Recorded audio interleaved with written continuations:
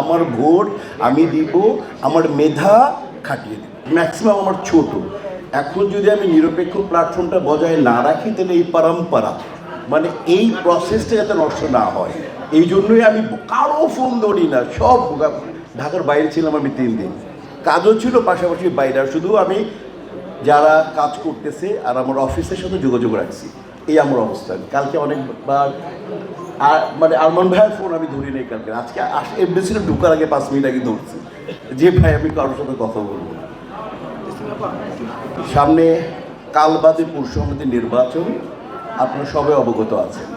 আর আমার দীর্ঘ অভিজ্ঞতা বলে সেটা হচ্ছে যে যখন আমরা ক্যান্ডিডেট দেখি কারা দাঁড়িয়েছেন, তখন 90% ওই ক্যান্ডিডেটের 90% সিদ্ধান্ত আমরা তখনই নিয়ে নিই। এটা আমার বিশ্বাস, এটা আমার এক্সপিরিয়েন্স, যে 90% সিদ্ধান্ত আমরা তখনই নিয়ে নিই যে কে আমাকে সার্ভ করবে, আমাকে কে সার্ভিসটা দিবে, কে আমাকে সেবা করবে, আমরা সিদ্ধান্ত নিয়ে নিই।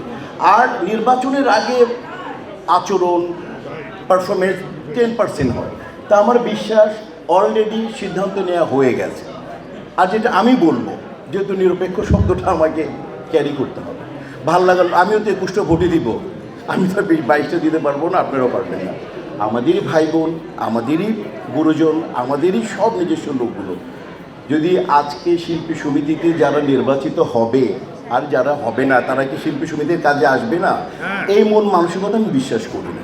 আমি বিশ্বাস করি আমাদের 5 থেকে 600 লোকের যে আয়োজন একটা শিল্পী সমিতি, দেশের ছবির সম্পর্কে আপনারা সবাই অবগত, এখানে মিডিয়া আছে, এখানে আমরা সবাই শিল্পীরা, সিনিয়র্স, আমার সমসাময়িক জুনিয়র সবাই আছেন, আমরা সবাই জানি। বাট আমাদের একটা সুন্দর একটা সমিতি আছে, এখানে এসে আমরা বসতে পারি, আমরা দুঃখের কথা বলতে পারি। সমিতির নেতৃস্থানীয় যারা আছেন তারা তাদের সর্বোচ্চ চেষ্টা করেন আমাদেরকে সার্ভিস দিতে। কাজে হচ্ছে একটা কথা মনে রাখবেন, যারা নেতৃত্বে থাকে তাদের মাথায় অনেক কাজ থাকে। ব্যক্তিগতভাবে কোনো 2-1টা আচরণকে কখনো খারাপভাবে নেবেন না, সেটা যে উনি আমার সালাম নেয় নাই, উনি আমাকে সালামের উত্তর দেয় নাই, এই সমস্ত যাবেন না। আমি অ্যাপ্লিকেশন দিয়েছিলাম, উনি আমাকে হেল্প করেন নাই, তা করবেন না ভাইয়া। আগামী 2 বছর সুষ্ঠুভাবে যারা কাজ করবে তাদেরকে নেতৃত্বে যাদেরকে আনবেন তাদের মাথায় রাখবেন যাতে এইটা চেহারা দেখে ভোট দিবেন না। আমি আবার বলে দিলাম, যে আপনার সাথে ছিল, যে আপনার সাথে থাকবে, আপনার দিল বলে দিবে, আপনার মন বলে যে কাজ করবে, আমার সমিতির জন্য যারা কাজ করবে ভাইয়া, এই ব্যাপারে আমি একটাই কথা বলে দিয়ে যাচ্ছি, এটা আমার মতামত। যারা এই যে 21 জন আমার জন্য কাজ করবে, আমাদের জন্য কাজ করবে, তাদের পক্ষে যাতে আপনার রায়টা থাকে, ঠিক আছে? এই ব্যাপারে আপনি বিচক্ষণ থাকবেন, কারণ সার্ভিস আপনাকে কে দিবে, সার্ভিসটা নিতে হবে। এই ব্যাপারটা আমরা একটা কদু কিনতে যাই, আমরা ভালো একটা স্কুলে ভর্তি করতে যাই, স্কুলের রেটিং দেখি স্কুল কেমন, কদুতে টিপ দিয়ে দেখি যে কদুটা টাটকা নাকি।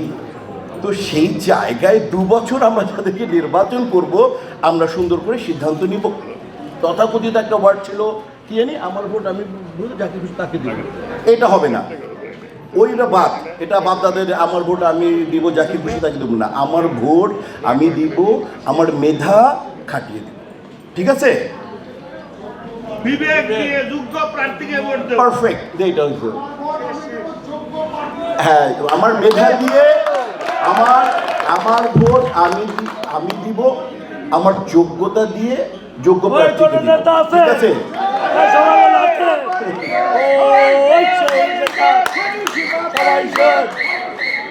না ঠিক আছে, তাই কি করি আমি